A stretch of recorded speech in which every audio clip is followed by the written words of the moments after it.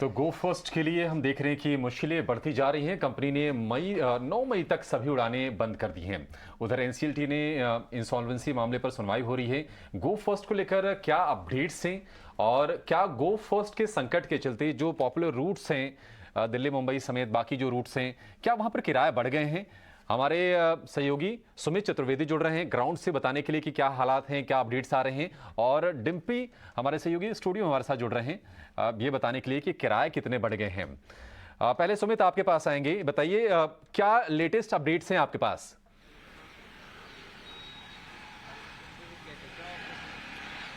जैसा अंदाजा लगाया जा रहा था कि गो फर्स्ट जो एयरलाइन है उसकी उड़ानें ज्यादा देर के लिए रद्द हो सकती हैं, तो ऐसा कंपनी ने आज अनाउंस कर दिया है कि 9 मई तक ये उड़ानें हैं ये नहीं टेक ऑफ करेंगी।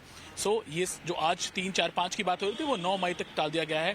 हालांकि डीजीसीए को गए एक नोटिस में के जवाब में गो फर्स्ट ने कहा है कि ये 15 मई तक जारी रहेगा कि कोई उड़ानें नहीं होंगी। तो ये सब के चलते सबसे पहली बात यह है कि आज बताया गो फर्स्ट ने कि ये ज्यादा देर तक अभी 9 मई तक उड़ानें नहीं रखेगा।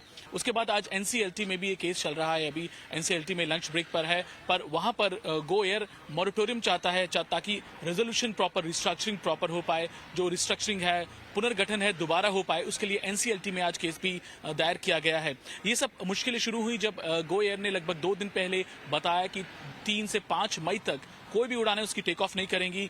इससे मुश्किलें होंगी जरूर, ग्राहकों को हो रही हैं।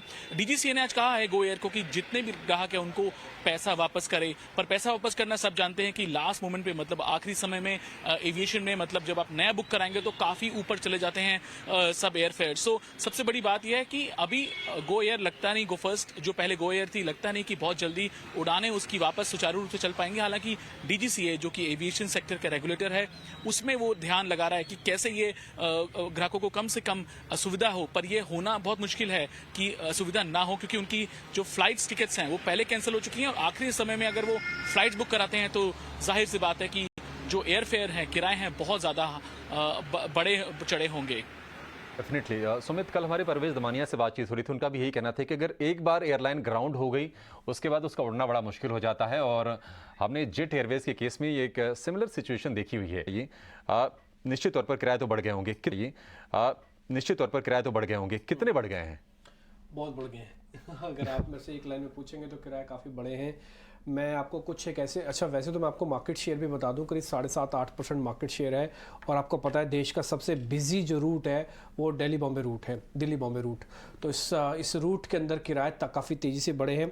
हमने एक औसतन दाम भी निकाले हैं जो अपनी स्क्रीन पर आप देख पा रहे हैं, और जो सामने औसत भाव के बाद इस समय का जो भाव है, अभी का जो भाव आपको मिलेगा वो आपको अगले 4 दिन का मिल रहा है। हमने अगले 4 दिन तक के टिकट के प्राइजेस जाके चेक किए वेबसाइट पे, और अलग अलग वेबसाइट्स पे जाके चेक किए ताकि आपके लिए एक अच्छी सी पिक्चर लेके आ पाए। और 8,500 से 9,000 की टिकट आपको नहीं मिलेगी, इससे कम की टिकट नहीं मिलेगी। इससे पहले ये औसतन भाव 55 हुआ करता था दिल्ली बॉम्बे रूट का। फिर है दिल्ली अहमदाबाद, क्योंकि यहाँ पे भी काफ़ी ट्रैवल होता है। यहाँ पे जो औसतन भाव था पहले वो करीब 5800 के आसपास का था। टिकट आपको 5,000 5,500 तक की मिल जाती थी, लेकिन अब ये टिकट बढ़कर करीब 9,000 तक भी पहुँच गई है। एक डेस्टिनेशन है जहाँ पे आप घूमना काफ़ी पसंद करते हैं, वह दिल्ली गोवा।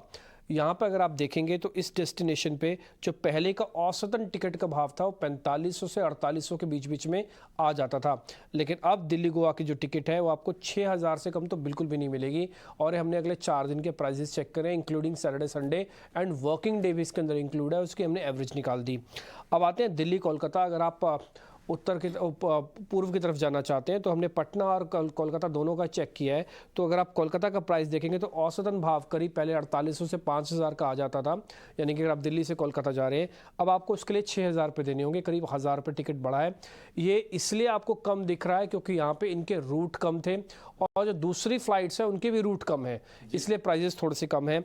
और एक मैं आपको बेंगलुरु का और प्राइस दे देता हूँ। 5,000 के ऊपर की टिकट मिलती थी पहले, अब ये 8,000 8,500 तक की औसतन टिकट मिल रही है। अगर आप दुबई जा रहे हैं तो पहले अमूमन 12 से 13,000 रुपये की टिकट मिल जाती थी। ये हमने मुंबई दिल्ली का रूट निकाला, और इस बीच अगर आप दुबई जाना चाहते हैं तो आपको करीब 17,000 रुपये खर्च करने होंगे। ठीक, तो गो फर्स्ट के संकट का एक ये भी इम्पैक्ट है, 1.5 गुने दाम बढ़ गए हैं टिकट्स के जो पॉपुलर रूट्स हैं। डिम्पी आपको बता रहे थे। डिम्पी और सुमित, आप दोनों का बहुत शुक्रिया ये तमाम जानकारी हमें देने के लिए। लेकिन